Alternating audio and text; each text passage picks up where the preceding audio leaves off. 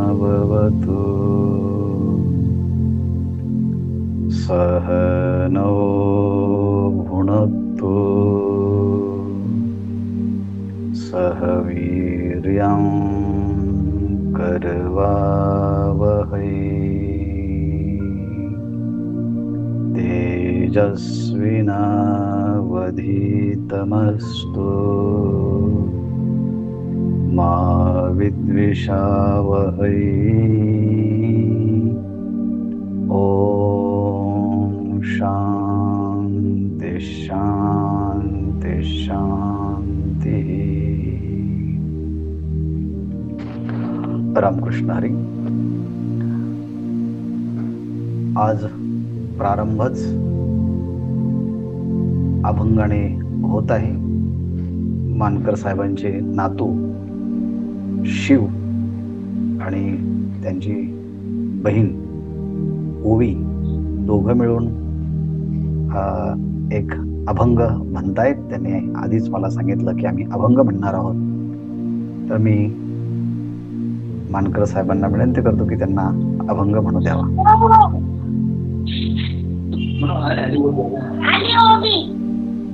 हा हा म्हणा, मी दोघही म्हणा अभंग।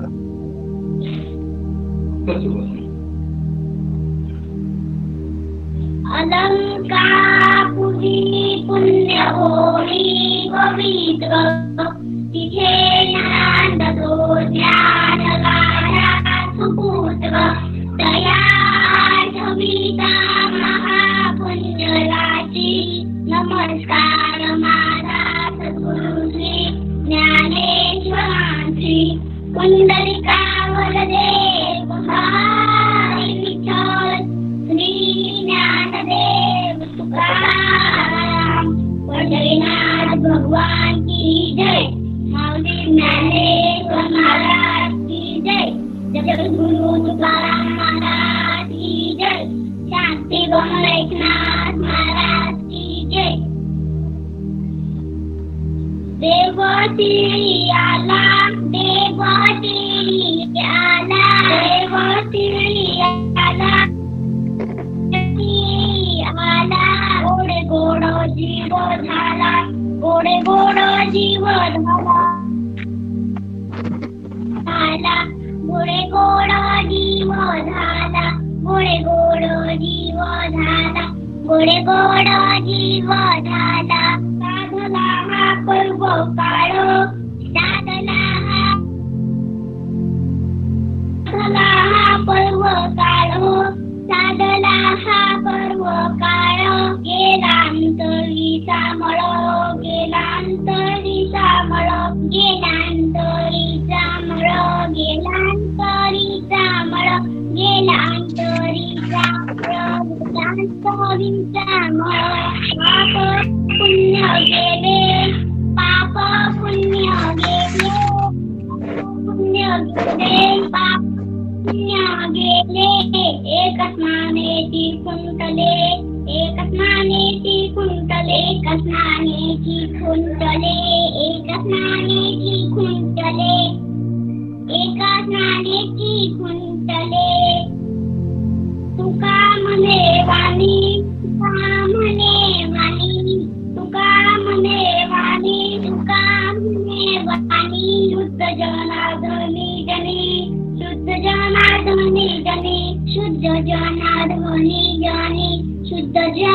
जनार्दनी जनी शुद्ध जनार्दनी जनी शुद्ध जनार्दनी जनी साधला हा पर्व काळ साधला हा पर्व काळ गेला अंतरी सामळ गेला अंतरी सामळ गेला अंतरी सामळ गेला अंतरी सामळ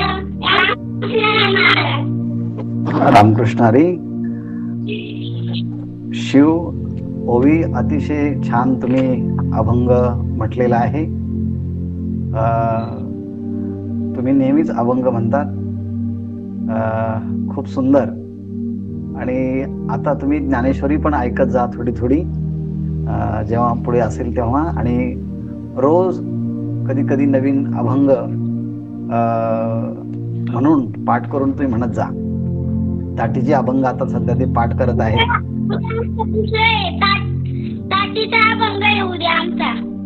बरोबर, काही हरकत नाही. ताटीचा अभंग पाठ करा आणि उद्या म्हणा. धन्यवाद.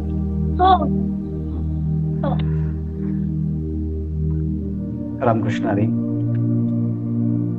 राजविद्या राजगुह्य योग नामक नवमोध्याय आणि त्यातील ओवी क्रमांक 515 आणि 516, त्याचप्रमाणे 507 अशा 2-3 ओव्या आपल्या राहिलेल्या होत्या. त्या अनुषंगानं आज या ओव्यांच्यावरती चिंतन करूया आणि मग त्याच्या अतिरिक्त थोडंसं वेगळं पण बोलूया. ओवी क्रमांक 515. आहा कटकटा हे ओखटे ये मृत्यू लोकीचे उफराठे येत अर्जुना जरी अवचटे जन्मलासी तू तरी झडझडोनी वहिला निघ ए भक्तेची वाटे लाग जिया पावेसी अव्यंग निजधाम माझे.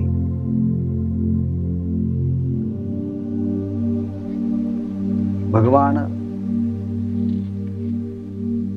या मृत्यूलोकाचं वर्णन करताना अर्जुनाला एक आदेश या श्लोकाच्या मध्ये भगवंताने दिला. अनित्यम असुकम लोकम इमं प्राप्य भजस्व माम. अनित्य असुख असणाऱ्या ह्या लोकाला अर्जुना तू प्राप्त झालेला आहेस आणि प्राप्त होऊन तू पुन्हा माझ्या भक्तीला सुरुवात कर, भक्तीला लाग. माम भजस्व, माझी सेवा कर, माझी भक्ती कर, अशी ही भूमिका सांगितली. भक्ती ही माता आहे आणि माता म्हटली की मुलाच्या ठिकाणी कितीही उणिवा असल्या, कितीही दोष असले तरी ती त्या मुलाच्या ठिकाणच्या उणिवा किंवा दोष हे कधीच पाहत नाही. तो आपला आहे, किंबहुना तो माझा आहे आणि माझं असल्यामुळे ती स्वतःला त्या मुलांच्या पेक्षा वेगळं समजत नाही. तो कसाही जरी असला तरी माझाच आहे आणि त्याच्याशी ती पूर्णपणे अनन्य होते आणि त्याला आपल्याशी एकरूप करून टाकते. मग वडील जरी असले तरी त्या मुलाच्या ठिकाणी काही दोष असेल, वाणीत असेल, बोलण्यात असेल, बुद्धीत असेल, व्यवहारात असेल, तर कधी कधी आईबाप म्हणण्यापेक्षा पिता थोडासा कधी रागवतो.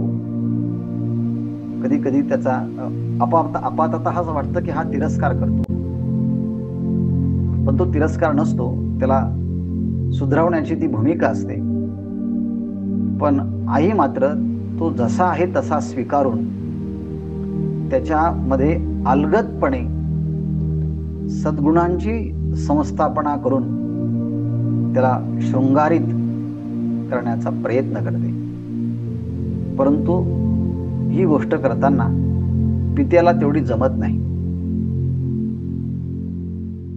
पित्याला जमत नाही, नातेवाईकांना तेवढी जमत नाही, इतर संबंधितांना तेवढी जमत नाही जेवढी आईला जमते. हे उदाहरण ह्यासाठी दिलं की भक्ती ही माता आहे आणि भक्ती ही माता असल्यामुळे त्या भक्तिरूपी मातेकडे जाताना ती माता त्या येणाऱ्या साधकाचा अधिकाराचा विचार करत नाही की तो कोणत्या अधिकाराने आला आहे, तो जातीने, वयाने, कुळाने, लिंगाने उच्च आहे असा विचार केला जात नाही, किंवा त्याचं भूतकाळातलं प्राक्तन खूप चांगलं आहे म्हणून त्याचा स्वीकार केला पाहिजे असं पण नाही. मग त्याच्या जाती, कुळ, वय, प्राक्तन, लिंग याचा कोणताही विचार केला जात नाही. फक्त तो आपल्याकडे यावा आणि त्याने त्या भक्तिरूपी मातेचा स्वीकार केला, ती भक्तिरूपी माता त्याला अंतिम गंतव्यापर्यंत पोहोचून देते आणि आपल्या पोटात घेते. पण ज्ञानाच्या बाबतीमध्ये तशी भूमिका नाही. ज्ञानाकडे जाताना तो साधन चतुष्टय संपन्न असला पाहिजे. त्या ठिकाणी शम, दम, श्रद्धा, उपरम, समाधान, तितिक्षा ही षट संपत्ती असली पाहिजे. त्यांनी या जन्मात किंवा पूर्वजन्मामध्ये निष्काम कर्म करून अंतःकरणातले मल विक्षेप हे दूर केले पाहिजे. राहिल्यापैकी राहिला जो आवरण त्याच्या निवृत्ती करता तो साधन चतुष्टय संपन्न होऊन श्री गुरूंना शरण आला पाहिजे. अशा सगळ्या गोष्टी जर त्याने केल्या तर मग तो योग्य अधिकारी समजला जातो. म्हणजे ज्ञान अधिकाराची अपेक्षा करतो. उपासनेसाठी श्रद्धा असावी लागते, उपासनेसाठी आग्रह असावा लागतो, उपासनेसाठी विधी असावी लागते, उपासनेसाठी एक प्रकारचा समर्पण असावं लागतं.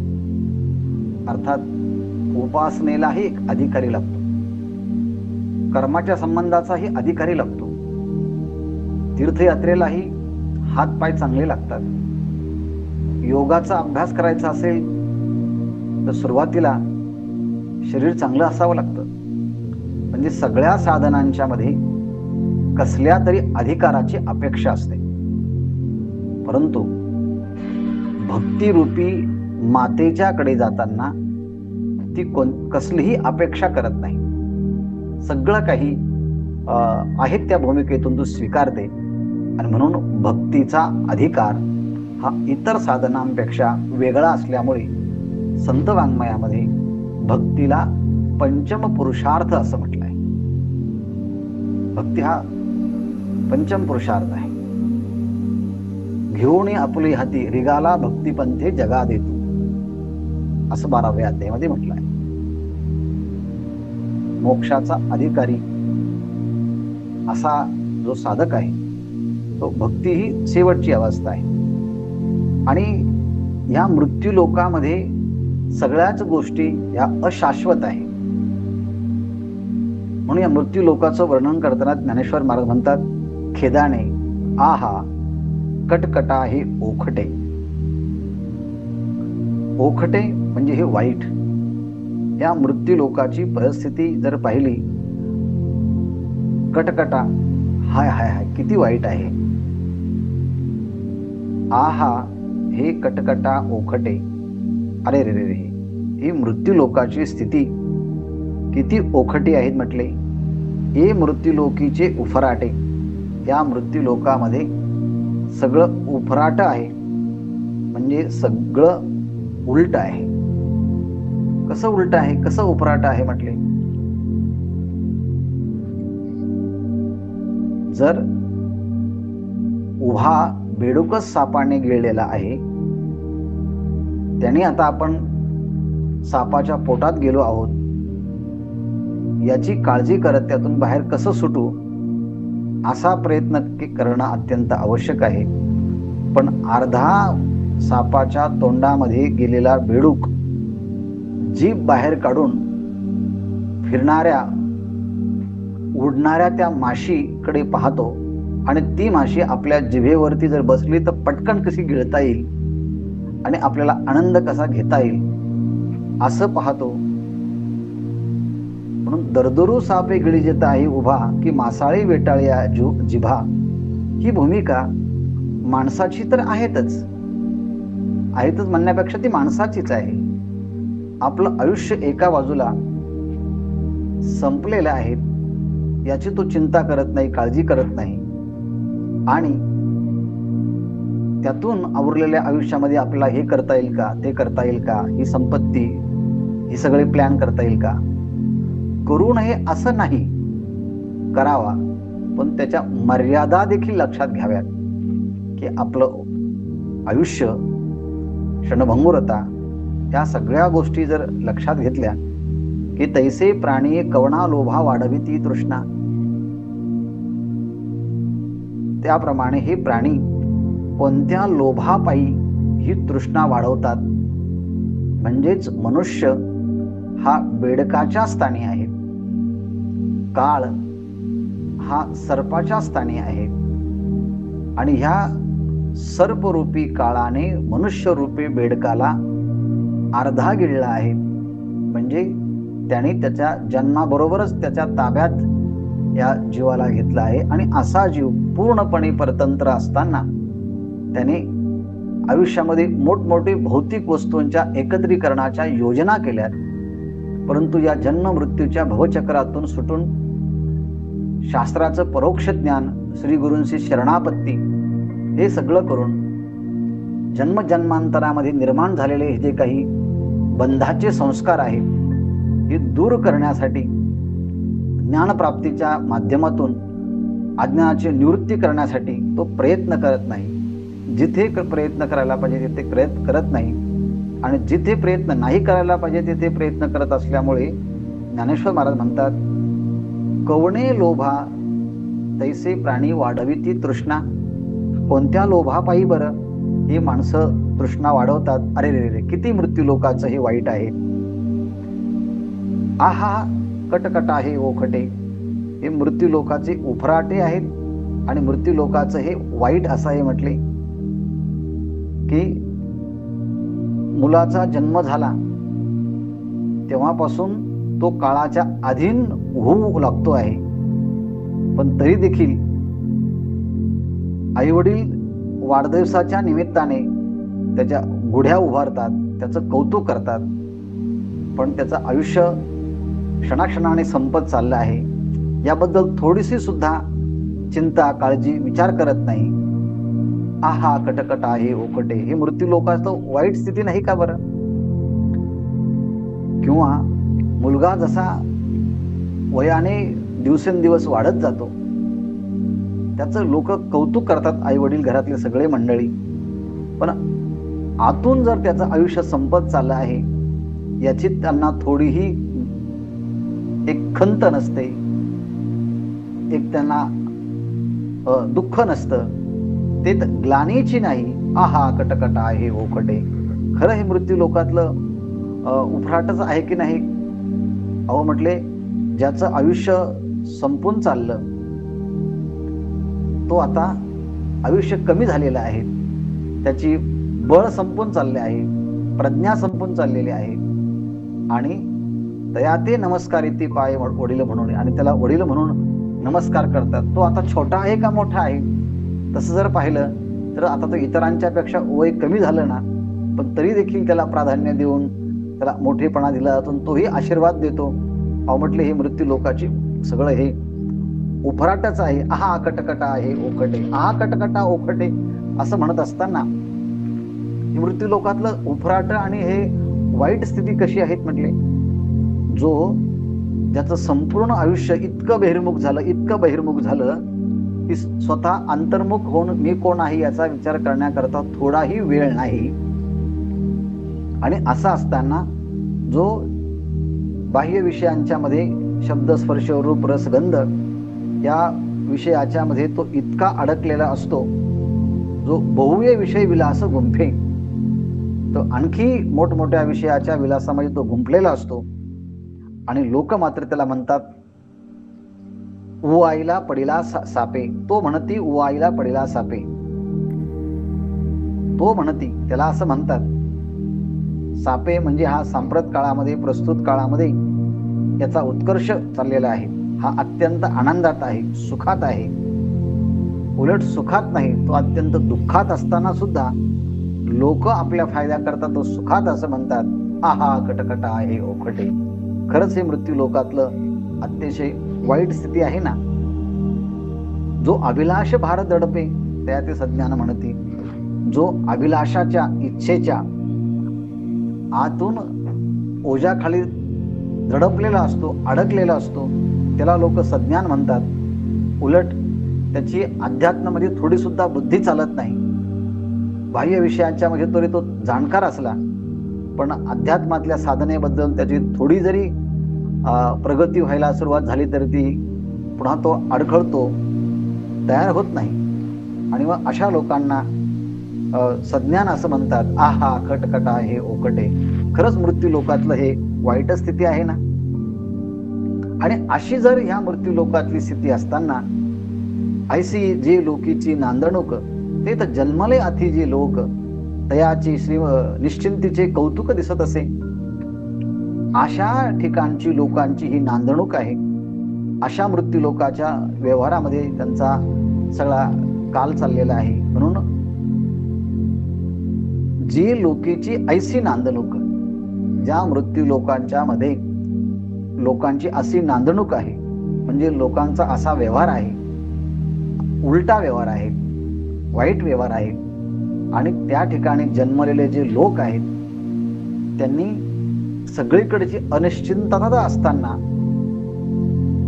परमात्मा प्राप्तीची धावपळ करणं हे सोडून देऊन ते कोणत्या गोष्टीवरती भरवसा ठेवून निश्चिंत राहतात, याचं मोठं आश्चर्य मला वाटतंय. माऊली म्हणतात, तयाचे निश्चिंतीचे कौतुक दिसत असे.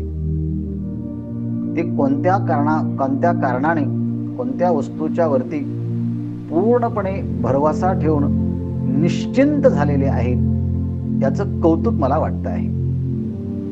आणि म्हणून या अनित्यतेच्या बाबतीमध्ये जर पाहिलं तर या वस्तूचा अनित्यता ही अगदी छोट्याच्या छोट्या परमाणूपासून जर सुरुवात केली तर ब्रह्मदेवाच्या शेवटच्या आयुष्याच्या पर्यंत जरी गेलं तरी त्या अनित्यतेचा हा विस्तार ह्या मृत्यू लोकामध्ये पाहायला भेटतो. तिथीच्या अनित्यतेची थोरी करितया ब्रह्मायाचे आयुष्य वेरी. या मृत्यू लोकामध्ये अनित्यता, नश्वरता, क्षणभंगुरता ही एवढ्या बाबतीमध्ये काटेकोर पद्धतीने आहे की इथली कोणतीच वस्तू शाश्वत नाही. आणि असं असताना ब्रह्मदेवाच्या आयुष्यापर्यंत जरी गेलं तरी ही अनित्यता जिकडे तिकडे विखुरलेली दिसते. आणि म्हणून इथे कोणतीही वस्तू जरी असली तरी तिचं रूपांतर नाहीपणामध्ये होतं. कैसे नाही होणे अवधारी निपटून या. कितीही मोठा विस्तार असला, ज्या ठिकाणी आता इमारती असतात त्या ठिकाणी पूर्वी ओसाड जमीन असते, आणि ज्या ठिकाणी आता इमारती आहे भविष्य काळामध्ये तिथे पुन्हा ओसाड जमीन होती, जागा होईल ती. मग काय म्हटले, कैसे नाही होणे. ज्या ठिकाणी जे आहे त्याचं रूपांतर नाहीपणामध्ये कसं निपटून होतं. निपटून म्हणजे जिथे आता सगळं काही आहे तिथे काही कालानंतर काहीच राहत नाही. म्हणजे कैसे निपटोनिया ना. या मृत्यू लोकामध्ये आता निपटून ज्या ठिकाणी काहीच शिल्लक राहू शकत नाही असं या मृत्यू लोकाची स्थिती आहे. त्या आहा कटकटा आहे पोकटे.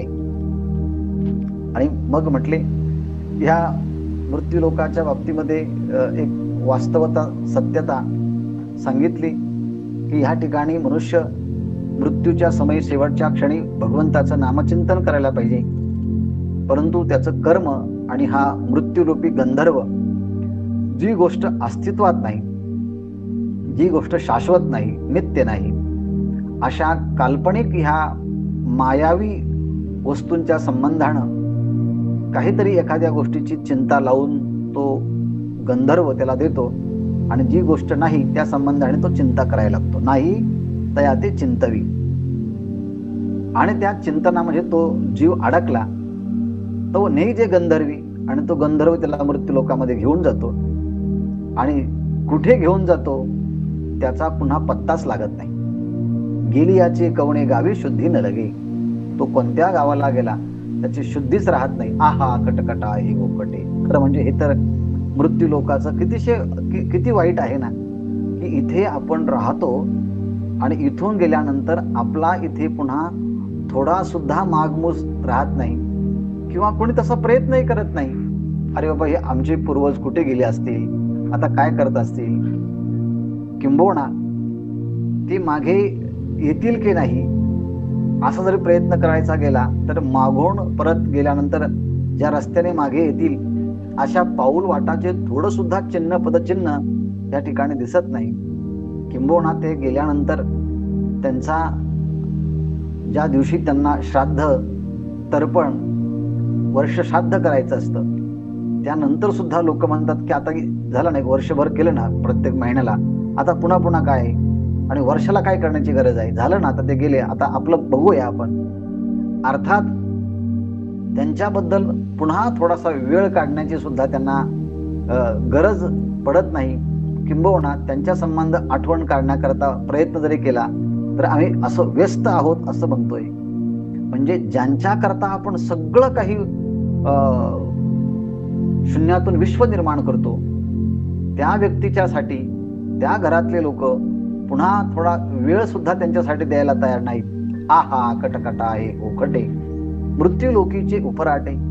आणि म्हणून या मृत्यू लोकाच्या मध्ये एखादी चांगली गोष्ट दिसली, मंगलाचा अंकुर उत्पन्न झाला, मग मंगलाचा अंकुर उत्पन्न एकत्रित कुटुंब व्यवस्थेमध्ये होईल. मंगलाचा अंकुर ज्या ठिकाणी आई वडिलांचं मुलं सेवा करत असतील, ज्या ठिकाणी मंगलाचा अंकुर म्हणजे पती पत्नी मुलं बाळ या सात्विक गुणाने संपन्न असतील, हा मंगलाचा अंकुर आहे. किंवा जो स्वतःची जबाबदारी पार पाडत सामाजिक एक बांधिलकी म्हणून जो अनेक कामं हाती घेतो, अर्थात ही मंगळाचा अंकुरच आहे. पण अशा मंगळाच्या अंकुराच्या क्षणीच सवेची अमंगळाची पडे पोहरी. मग अशा क्षणीच चांगलं कुटुंब व्यवस्थित असतं, मग काहीतरी रोग तरी उत्पन्न होतो, दारिद्र्य तरी येतं, कोणाचा तरी मृत्यू येतो आणि अशा चांगल्या गोष्टींच्या ठिकाणी पुन्हा अमंगळातेची एक प्रकारची कीड लागते. जसं कित्येक दिवसांनी एखाद्या मातेला मुलगा व्हावा, 9 महिने 9 दिवस त्याला सांभाळावं त्या गर्भाला आणि बाळणपणाच्या काही दिवस त्याचा मृत्यू व्हावा. आणि म्हणून त्या मातेच्या उदरामध्ये मंगलतेचा अंकुर उत्पन्न होतो न होतो कुठे, तोच ते सवेची अमंगळाची पोहरी पडे. लगेच त्या ठिकाणी सुद्धा अमंगलतेची पोहरी म्हणजे कीड लागते. आहा कटकटा आहे ओखटे मृत्यू लोकीचे उपराटे. या मृत्यू लोकाचं हे सगळं उलट आहे म्हटले. किती वाईट आहे मृत्यू लोकाचं. अहो, ज्या ठिकाणचा चंद्रच मुळात क्षयरोगी आहे, त्याचा उदयच नेहमी आस्थालागी होतो आणि जिथे दुःख सुखाचा अंगरखा घालून सगळ्या जगाला सळो की पळो करून सोडतं, पीडा देतं, मग या मृत्यू लोकाचं काही चांगलं आहे. आहा कटकटा आहे ओखटे. या मृत्यू लोकाचं कसं आहे म्हटले की ते मृत्यूलोकी सुखाची कहाणी ऐके जाईल कवनाच्या श्रवणी, कैसी सुखनिद्रा अंतुरणी इंगळाच्या. अहो म्हटले की ते सुखाचा शोध घेणं म्हणजे आपल्या पायाला जखम झाल्यानंतर ती बरी करण्याकरता आपला शिरच्छेद करून ते शिर पायाला बांधणं म्हणजे जसं हास्यास्पद आहे, किती वाईट आहे. आहा कटकटा आहे ओखटे. तद्वतच ह्या लोकांमध्ये सुद्धा या सुखाच्या संबंधाने प्रयत्न केला जातो. मग या ठिकाणी कोणत्या भरवशावरती लोक त्या भक्ती मातेकडे येत नाही. कारण म्हटले इथे कोणाला विद्येचा खूप मोठा भरवसा असतो, माझ्याकडे खूप मोठी डिग्री आहे, कोणाला स्वतःच्या वयाचा मोठा भरवसा असतो, कोणाला संपत्तीचा भरवसा असतो, कोणाला आपल्या बळाचा भरवसा असतो, कोणाला आपल्या घराचा भरवसा असतो, कोणाला आपल्या भोगाचा भरवसा असतो आणि त्यातून ते बाहेर निघत नाही आणि भक्तीकडे येत नाही. त्यांचं इथं राहणं आणि अडकणं म्हणजे सगळीकडे घराला आग लागली असताना तिथून बाहेर निघण्याचा प्रयत्न करत नाही, तिथेच राहतात. त्याप्रमाणे या सगळ्या लोकांच्या मध्ये अशी कोणती स्थिती नाही की ज्या ठिकाणी उपद्रव नाही म्हटले. सगळी हे जगच हे उपद्रवाने दुःखाने युक्त आहे. पण तरी देखील मला का भजत नाही? आपल्या अंगावरती वरून एखादा दगड पडत आहे, ते बाजूला काढण्याच्या ऐवजी तो तिथेच जर मनुष्य राहत असेल, तसं करणं म्हटले. आहा कटकटा हे ओखटे मृत्यूलोकीचे उफराटे. हा सगळा मृत्यूलोकेचा उलटा भाग आहे. पण अर्जुना, हे जरी असं असलं ना, ते अर्जुना जरी अवचटे तू जन्मलासी. या ठिकाणी अवचटे जरी जन्मलासी, अचानक दैववशात तुझा या ठिकाणी जन्म झाला आहे. असं का म्हणावं, दैववशात तुझा जन्म झाला आहे? याचं कारण सरळ असं आहे की अधिक पुण्य झालं असेल तर देवतादिकांना तो प्राप्त होतो. अधिक पाप झाला असेल तर तो असुरी योनीला प्राप्त होतो. परंतु पाप पुण्य समान झालं असताना तो भगवंताच्या स्वरूपाला प्राप्त होतो. अशी ही स्थिती असताना अर्जुना, बरोबर पाप पुण्य समान समी अशा स्थितीप्रमाणे तू ह्या ठिकाणी जन्माला आला आहेस. सगळं वाईट आहे, मृत्यूलोकीचं सगळ्या गोष्टी या उफराट्या आहेत. आणि अशा ठिकाणी अर्जुना तू जन्माला आल्यामुळे तुला मला एक महत्वाचा संदेश द्यायचा आहे. काय संदेश द्यायचा आहे? तरी झडझडोनी वहिला निघ, ये भक्तीचे वाटे लाग, तरी पावसी अव्यंग निजधाम माझे.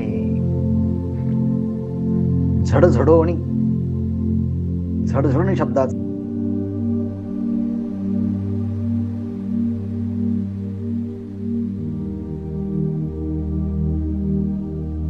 झडझडोणी म्हणजे त्वरित, झडझडोणी म्हणजे पटकन, झडझडोणी म्हणजे तत्काल, झडझडोणी म्हणजे कोणताही क्षणाचा विलंब न लावणे याला म्हणतात झडझडोणी. एवढ्या गोष्टी मी पुन्हा आवृत्ती करून घेतल्यामुळे या सगळ्या ओव्यांच्या मागच्या एवढ्या गोष्टी ह्या जगामध्ये क्षणभंगुरतेच्या बाबतीमधल्या आहेत. आणि हे वास्तव तथ्य आणि सत्य असल्यामुळे भगवान सांगतात, बाबा रे तू काय कर, झडझडोनी काय कर, वहिला निघ. वहिला म्हणजे तू या संसाराच्या मधून थोडासा वेगळा निघ. संसाराच्या मधून वेगळा निघ असं म्हणताना संसारामध्ये या जगामध्ये जबाबदाऱ्याच्या मधनं आपल्याला बाहेर निघता येतं का? निघता येऊ शकतं का? मग निघता येत नसेल तर या ठिकाणी माऊली सांगतात की वहिला निघ, यातून पटकन बाजूला हो. पटकन बाजूला हो असं म्हणत असताना एक कर्तव्य म्हणून आपण ह्या जगामध्ये आहोत.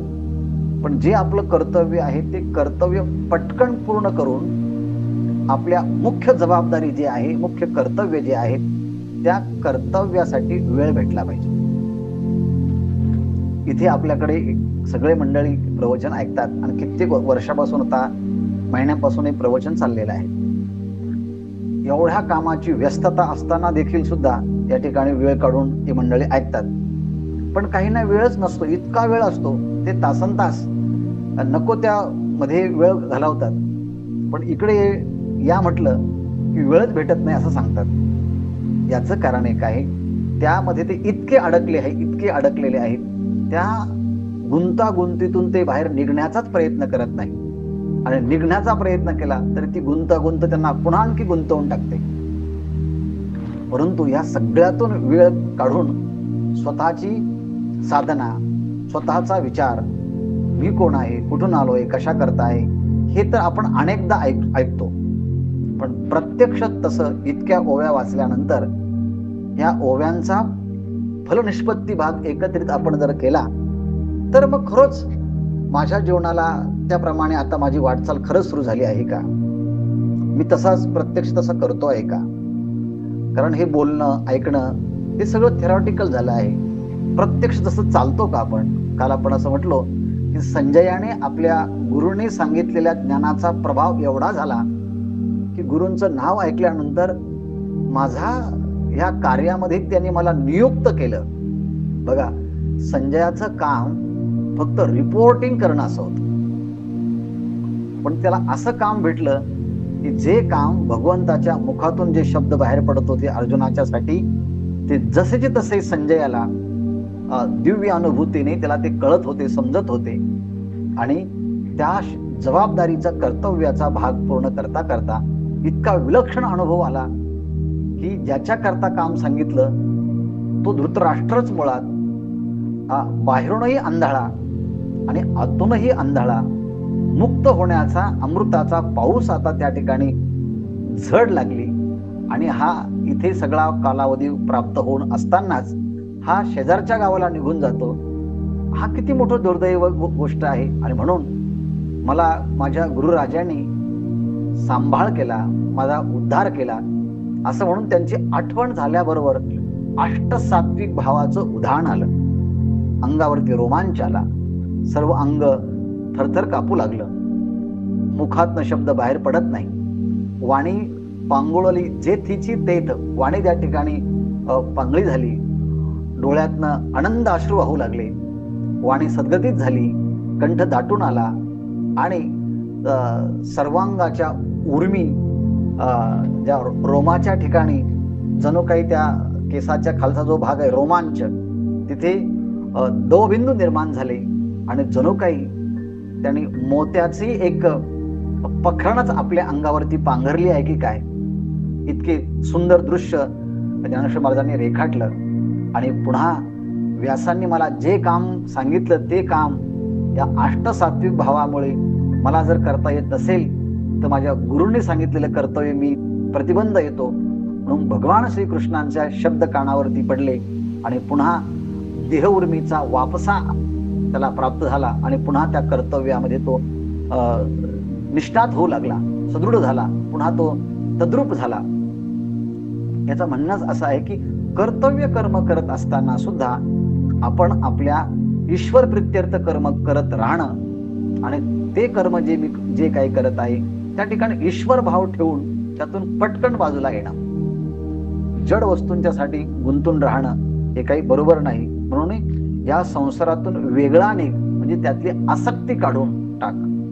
कर्तृत्व मद, फल आस्वाद यामध्ये गुंतून न राहता त्यातून तू पटकन बाहेर निघ.